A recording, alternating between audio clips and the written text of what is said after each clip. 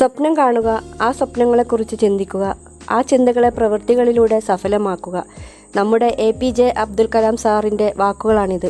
അങ്ങനെ നല്ല യഥാർത്ഥ സ്വപ്നം കണ്ടുകൊണ്ട് അത് സഫലമാക്കാൻ ശ്രമിച്ചുകൊണ്ടും നമുക്ക് ഇന്നത്തെ വീഡിയോയിലേക്ക് കടക്കാം.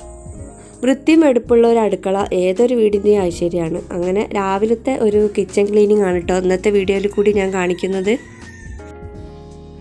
ഇന്ന് ഞാൻ ബ്രേക്ക്ഫാസ്റ്റിന് നൂൽപുട്ടും പിന്നെ വെജിറ്റബിൾ കറിയാണ് കേട്ടോ ഉണ്ടാക്കിയിട്ടുള്ളത്. അതിവിടെ സാധാരണ എപ്പോഴും ഉണ്ടാക്കുന്ന സാധനമൊന്നുമല്ല നൂൽപുട്ട്, വല്ലപ്പോഴേ ഇത് ഉണ്ടാക്കാറുള്ളൂ. എനിക്ക് ഈ നൂൽപുട്ടിൻ്റെ കൂടെ കഴിക്കാൻ തേങ്ങാപ്പാലും പഞ്ചസാരയൊക്കെ ഇട്ടിട്ടുള്ളതാണ് ഇഷ്ടം. ബാക്കിയുള്ളവർക്കാണെങ്കിലും കറി വേണം, എന്ത് കറി ആയാലും വേണ്ടിയില്ല, കറി വേണം. അങ്ങനെ ഞാൻ ഇതൊക്കെ ബാക്കി വന്നതൊക്കെ ഒരു പാത്രത്തിലേക്ക് ആക്കിയിട്ട് കറിയും നൂൽപുട്ടൊക്കെ ഒരു പാത്രത്തിലാക്കി മാറ്റുക. എന്നാൽ പിന്നെ ആ പാത്രമൊക്കെ ഒന്ന് ഒഴിച്ച് കഴുകാമല്ലോ. ഇന്നതിൻ്റെ ശേഷമാണ് ഞാൻ ആ മേശൻ്റെ മുകളിലൊക്കെ പരന്ന് കിടക്കുന്ന ഓരോ സാധനങ്ങളൊക്കെ യഥാസ്ഥാനത്തേക്ക് വെക്കുക ചെയ്തത്. അതെടുത്ത് വെച്ചാൽ പരന്ന് കിടക്കുകയായിരിക്കില്ല. ആദ്യം ഞാൻ അതാ വൃത്തിയാക്കിയത്. പിന്നെ ഉപ്പിൻ്റെ കുപ്പി ഉണ്ടായിരുന്നു, അതിൽ കുറച്ച് പുറംഭാഗമൊക്കെ ഒന്ന് ഒരു നനഞ്ഞ തുണി വെച്ചിട്ട് ഞാൻ തുടച്ചെടുക്കുക. അത് മൈക്രോ ഫൈബറിൻ്റെ തുണി കേട്ടോ. ഞാൻ സ്ഥിരമായിട്ട് ഇവിടെ തുടയ്ക്കാനെടുക്കൽ, കൗണ്ടർ ടോപ്പ് തുടയ്ക്കാനും അതേപോലെ തന്നെ കുപ്പി അങ്ങനത്തെ സാധനങ്ങളൊക്കെ തുടയ്ക്കാനും ഞാൻ അതെടുക്കൽ. അത് നല്ലൊരു നീറ്റായിട്ട് വരും. പിന്നെ അത് ആ നെല്ലിക്കൊപ്പിലിട്ടത് പുറത്ത് തന്നെ വെച്ചത് എന്താ വെച്ചാൽ അത് പുറത്ത് കാണുമ്പോഴാണ് എല്ലാവരും കഴിക്കുക, ഉള്ളിലാവുമ്പോൾ അത് അങ്ങനെ കണ്ടുവരില്ലല്ലോ. അങ്ങനെ പുറത്ത് വെച്ചാൽ പെട്ടെന്ന് തീർന്നു കിട്ടും. പിന്നെ തലേന്നത്തെ ചോറ് കുറച്ചുണ്ടെങ്കിൽ അത് ഞാൻ തിളപ്പിച്ചെടുത്ത് പിന്നെ മറ്റേ ചോറിൻ്റെ കൂട്ടത്തിൽ ഞാൻ സാധാരണ ഇടല്ല, ഞാൻ വേറെ തന്നെ തിളപ്പിച്ചെടുക്കുക ചെയ്യുക. അപ്പോൾ തന്നെ ആ അടുപ്പത്ത് തന്നെ ഈ പണീൻ്റെ കൂട്ടത്തിൽ തന്നെ ചോറും റെഡിയാക്കി എടുക്കുന്നുണ്ട്. അത് ഞാൻ ചോറിപ്പം കുറച്ച് നല്ല വേവുള്ള അരി ആകുമ്പോൾ ഞാൻ അടുപ്പിൽ വെച്ചിട്ടാണ് വേവിക്കുക, അല്ലെങ്കിൽ ഞാൻ ചിലപ്പോൾ റൈസ് കുക്കറിലും വേവിക്കും. പിന്നെ ഞാൻ പാത്രങ്ങളൊക്കെ ഓരോന്നായിട്ട് കഴുകിയെടുക്കാൻ പോകും കേട്ടോ. ആദ്യം അതൊക്കെ ഒന്ന് ക്ലീൻ ആക്കി എടുക്കട്ടെ. ഒന്നായിട്ട് കുന്നുകൂടി കിടക്കുന്നുണ്ട്. രാവിലത്തെ പാത്രം തന്നെയാണ്. തലേന്നൊക്കെ രാത്രിയൊക്കെ കിച്ചനൊക്കെ ക്ലീൻ ആക്കി വെച്ച് പോവുക ചെയ്യുക. ഈ വീഡിയോ ഒരു റിക്വസ്റ്റഡ് വീഡിയോ കേട്ടോ. എൻ്റെ 1-2 ഫ്രണ്ട്സ് കുറേ ആയിട്ട് പറയുന്നത് രാത്രിയത്തെ ക്ലീനിങ്ങും രാവിലത്തെ ക്ലീനിങ്ങും ഒന്ന് കാണിക്കാൻ. അപ്പോൾ ആദ്യം ഞാൻ രാവിലത്തെ ക്ലീനിങ് കാണിക്കാമെന്ന് വിചാരിച്ചിട്ടാണ്. പിന്നെ ഒരു ദിവസം ഞാൻ രാത്രിയത്തെ ക്ലീനിങ്ങും ചെയ്യാം.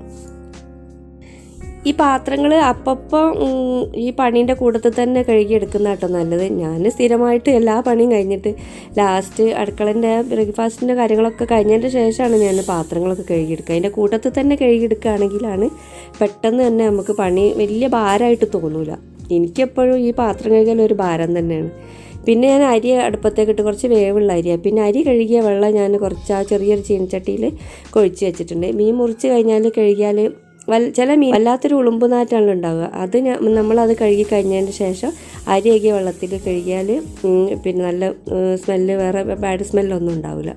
പിന്നെ ഞാൻ പുളി കുറച്ച് ചൂടുവെള്ളത്തിലിട്ട്, ചൂടുവെള്ളത്തിലിട്ടാൽ ആ പുളീൻ്റെ എല്ലാ സത്തും നമുക്ക് എടുക്കാൻ പറ്റും. പച്ചവെള്ളത്തിലാകുമ്പോൾ കുതിർന്ന് വരാനും താമസിക്കും.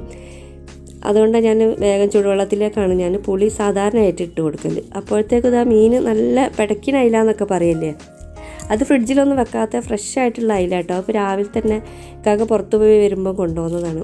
ഈ ഫ്രഷ് അയില കറി വെക്കുമ്പോൾ നല്ലൊരു ടേസ്റ്റാണ്. ഇന്നിപ്പോൾ ഞാൻ അത് മുളകിടാമെന്ന് വിചാരിച്ച അതിൻ്റെ കൂട്ടത്തിൽ തന്നെ പിന്നെ ചെറുപയറുണ്ട്, അത് ഞാൻ വെള്ളത്തിലിട്ട് വെച്ചിരിക്കുന്നു. അതും ഒന്ന് ഉപ്പേരി വെക്കാം. അങ്ങനെ അത് രണ്ടും മതിയല്ലോ വിചാരിച്ചിട്ടാണ് 2-3 കഷ്ണം പൊരിക്കുകയും ചെയ്യാം. അങ്ങനെ ഉഷാറായല്ലോ, ഉച്ചക്കത്തെ ലഞ്ച് ഉഷാറായി. അപ്പോൾ ഇതിൻ്റെ കൂട്ടത്തിൽ തന്നെ അടുക്കളൻ്റെ ജോലിൻ്റെ കൂട്ടത്തിൽ തന്നെ ലഞ്ചിനുള്ള പരിപാടിയും കൂടി ചെയ്യുകയാണെങ്കിൽ പെട്ടെന്ന് തന്നെ നമുക്ക് ആ പണിയൊക്കെ ഒതുക്കിയെടുക്കാൻ പറ്റും. ബ്രേക്ക്ഫാസ്റ്റ് ഉണ്ടാക്കിയെടുത്ത ഉടനെ തന്നെ ഞാൻ ഈ മുറ്റവും കൊലായും ഒക്കെ അടിച്ചിട്ട് വരും കേട്ടോ. കൊലായി ഡൈനിങ് ഹാളും എല്ലാ ഭാഗവും അടിച്ചിട്ട് ഞാൻ അടുക്കള പിന്നെ ലാസ്റ്റ് ഭാഗത്താണ് ഞാൻ അടിക്കുക. പിന്നെ ലാസ്റ്റ് ഒന്നായിട്ട് അടുക്കളൻ്റെ പണിയൊക്കെ കഴിഞ്ഞാലാണ് ഞാൻ ഒന്നായിട്ട് തുടയ്ക്കുക. ചില സമയത്ത് അങ്ങനെ ഒന്നായിട്ട് തുടയ്ക്കും, ചിലപ്പോൾ ഞാനിതൊക്കെ കഴിയുന്നതിന് മുന്നേ തന്നെ തുടയ്ക്കും. അങ്ങനത്തെ കണക്കൊന്നുമില്ല.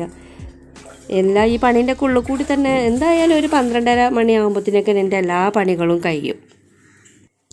മീനൊക്കെ നല്ല 2-3 പ്രാവശ്യം കഴുകി വൃത്തിയാക്കിയിട്ടുണ്ട്. പിന്നെ ഞാൻ മണം ഉണ്ടാവേണ്ട വിചാരിച്ചിട്ട് ഞാൻ പഴയ ഒരു സ്ക്രബ്ബർ കൊണ്ട് തന്നെ ആ സിങ്ക് ഒന്ന് കഴുകിയെടുത്തിട്ടുണ്ട്. പിന്നെ നമ്മൾ പാത്രം കഴുകുന്ന സ്ക്രബ്ബറില്ല, അത് മാസത്തിൽ ഒരിക്കൽ മാറ്റാൻ വേണ്ടി ശ്രമിക്കണം കേട്ടോ. അല്ലെങ്കിൽ അത് പെട്ടെന്ന് തന്നെ ഏറ്റവും കൂടുതൽ അഴുക്ക് വരുന്നൊരു സാധനമാണല്ലോ, കീടാണുക്കളൊക്കെ വരുന്നത്. അല്ലെങ്കിൽ നമ്മൾ ഡെയിലി നമ്മൾ രാത്രിക്കത്തെ ക്ലീനിങ് ഒക്കെ കഴിഞ്ഞതിന് ശേഷം ചൂടുവെള്ളത്തിലൊക്കെ ഇട്ട് വെച്ചിട്ട് ചെയ്യുകയാണെങ്കിൽ ഏറ്റവും നല്ലതാണ്. തീരെ അണുക്കളുണ്ടാവില്ല. ഞാൻ ചില സമയത്തൊക്കെ ഞാൻ രാത്രി കിടക്കുന്ന സമയത്ത് ഒരു പാത്രമൊക്കെ കഴുകി കഴിഞ്ഞ ഉടനെ തന്നെ നമ്മൾ മേശൊക്കെ വൃത്തിയാക്കുന്ന ഈ കൗണ്ടർ ടോപ്പ് വൃത്തിയാക്കുന്ന സമയത്ത് തന്നെ പിന്നെ ഞാനത് ചൂടുവെള്ളത്തിലിട്ട് വെക്കും, ആ സ്ക്രബ്ബറും സ്പോഞ്ചൊക്കെ. അങ്ങനെ ചെയ്യുകയാണെങ്കിൽ തന്നെ കുറച്ചും കൂടി കിട്ടും, അല്ലെങ്കിൽ നമുക്ക് പെട്ടെന്ന് തന്നെ അത് ചീത്തയായി പോകും കേട്ടോ. പിന്നെ അതാ നൂൽപുട്ട് ഉണ്ടാക്കുന്ന സാധനങ്ങളൊക്കെ അതാ ഇനിയിപ്പോൾ കുറച്ച് കഴിഞ്ഞിട്ട് ഇനി അടുത്ത പ്രാവശ്യം നൂൽപുട്ട് ഉണ്ടാക്കുകയുള്ളൂ. അപ്പോൾ ഞാൻ ഇതൊക്കെ കഴുകിയതിൻ്റെ ശേഷം പിന്നെ അത് ഞാൻ വെയിലത്ത് വെച്ചിട്ട് ഉണക്കാൻ ഇട്ടിക്കുക. കാരണം എന്താ വെച്ചാൽ വെയിലത്ത് വെച്ച് ഉണക്കിയാൽ ഒന്നുകൂടി പെട്ടെന്ന് ഫാസ്റ്റായിട്ട് ഉണങ്ങി കിട്ടും ചെയ്യും. അത് പിന്നെ ഉള്ളിലേക്ക് എടുത്ത് വെക്കാമല്ലോ. പിന്നെ ഞാൻ എടുത്തത് നമ്മൾ ഗ്ലാസ് വെക്കണ അതിൻ്റെ മേലെ തന്നെ ഉണ്ട് ഗ്ലാസ് വെക്കണ ഒരു ചെറിയൊരു സ്റ്റാൻഡ്. അതൊന്ന് കഴുകുക. അത് ഇടയ്ക്ക് ഈ വെള്ളത്തിൻ്റെ ഒരു പാട പോലെ ഉണ്ടാവും, അതൊന്ന് കഴുകിയെടുത്ത്. പിന്നെ ഇതേപോലെ തന്നെ ഈ പാത്രം വെക്കുന്ന ഡിഷ് റാക്കില്ലേ, അതും അതേപോലെ തന്നെ നല്ലൊരു ഉപകാരമുള്ളൊരു സാധനം കേട്ടോ. പെട്ടെന്ന് തന്നെ നമ്മൾ ഈ ഉള്ളിലേക്ക് നമ്മൾ പാത്രങ്ങളൊക്കെ വെക്കണമെങ്കിൽ ഈ വെള്ളമൊക്കെ വാർന്ന് കിട്ടൂലല്ലോ. അപ്പോൾ ഇതേപോലെ ഈ ഒരു റാക്കിലാക്കി പാത്രമൊക്കെ കഴുകി വെക്കുകയാണെങ്കിൽ പെട്ടെന്ന് തന്നെ വെള്ളം വലിയും കേട്ടോ. എന്നതിന് ശേഷം തന്നെ നമുക്ക് പാത്രമൊക്കെ യഥാസ്ഥാനത്ത് വെക്കും. ഇതും അതേപോലെ തന്നെ ഇതിൽ വെള്ളം ഇങ്ങനെ കെട്ടി നിൽക്കുന്നതിനെ കൊണ്ടായിരിക്കും ഇടയ്ക്ക് പെട്ടെന്ന് തന്നെ ഒരു വഴുവഴുപ്പ് വരും. അപ്പോൾ ഞാൻ ഒരു 2-3 ദിവസം കൂടുമ്പോൾ തന്നെ ആ റാക്കൊന്ന് വൃത്തിയാക്കി എടുക്കാൻ ശ്രമിക്കാറുണ്ട്. അടുക്കളയിലെ വേസ്റ്റ് കൂടുതൽ സമയം അവിടെ നിൽക്കാൻ അനുവദിക്കരുത് കേട്ടോ. രാത്രിയിലെ വേസ്റ്റ് നമ്മൾ രാത്രി തന്നെ ഒഴിവാക്കിയിട്ട് ആ പാത്രം കഴുകിയെടുക്കാൻ ശ്രദ്ധിക്കണം. അല്ലെങ്കിൽ വല്ലാത്തൊരു സ്മെല്ല് നമ്മൾ രാവിലെ അടുക്കളയിലേക്ക് വരുന്ന സമയത്ത് അത് നമുക്ക് തന്നെ വലിയൊരു നെഗറ്റീവ് എനർജി ആയിട്ട് തോന്നും. അടുക്കള ക്ലീൻ ആക്കാതെ ഇട്ടാലും ആ വേസ്റ്റ് അവിടെ തന്നെ ഇടുകയാണെങ്കിലും രാത്രി തന്നെ കൊണ്ടുപോയി ഇടുകയാണെങ്കിൽ നമുക്ക് നല്ലൊരു ഇതുണ്ടാവും രാവിലെ അടുക്കളയിലേക്ക് കയറാൻ തന്നെ. അതേപോലെ തന്നെ രാവിലത്തെ വേസ്റ്റ് ഉച്ചക്കത്തെ വേസ്റ്റും കൂടി ഞാൻ ഉച്ചക്ക് അടുക്കള ക്ലീൻ ആക്കുന്ന സമയത്താണ് കൊണ്ടുപോയി കളയുക. പിന്നെ ആ മിക്സിൻ്റെ മേലൊക്കെ ഈ പിന്നെ തേങ്ങേൻ്റെ ഇതൊക്കെ ഉണ്ടായിന്, അപ്പോൾ രാവിലെ അരച്ചിട്ടുണ്ടായിരുന്നല്ലോ, അപ്പോൾ അതൊക്കെ ഒന്ന് കഴുകിയെടുത്ത്. പിന്നെ ഈ ഗ്യാസ് സ്റ്റവ് ഞാൻ ഡീപ്പ് ക്ലീനിങ് ഞാൻ രാത്രി ആട്ടോ ചെയ്യുക.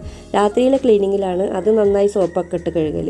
ഇപ്പോൾ രാത്രി കഴുകിയതിനെ കൊണ്ട് രാവിലെ പിറ്റേന്ന് രാത്രി വരെ നമുക്കൊരു ബുദ്ധിമുട്ടും ആ അടുപ്പിലുണ്ടാവില്ല. ആ ഗ്യാസ് അടുപ്പിൻ്റെ മേലെ ഉണ്ടാവില്ല, അതൊക്കെ വൃത്തിയായി കിട്ടും. അപ്പോൾ അങ്ങനെ ഞാൻ ആ നനഞ്ഞ തുണി വെച്ചിട്ട്, അതായത് സുർക്ക സാധാരണ വെള്ളം കൂടിയുള്ള ഒരു ലിക്വിഡ് ഉണ്ടല്ലോ, അതുകൊണ്ടാണ് ഞാൻ അവിടെയൊക്കെ ഒന്ന് അതാകുമ്പോൾ പിന്നെ എന്താ പറയുക, വേറെ പാറ്റ കൂറ അങ്ങനത്തെ ഒരു വലിയൊരു അണുക്കളോ പ്രാണികളൊന്നും അങ്ങനെ ഉണ്ടാവില്ല. അതുകൊണ്ട് നമ്മൾ സ്പ്രേ ചെയ്തിട്ട് തുടച്ചെടുക്കുകയാണെങ്കിൽ.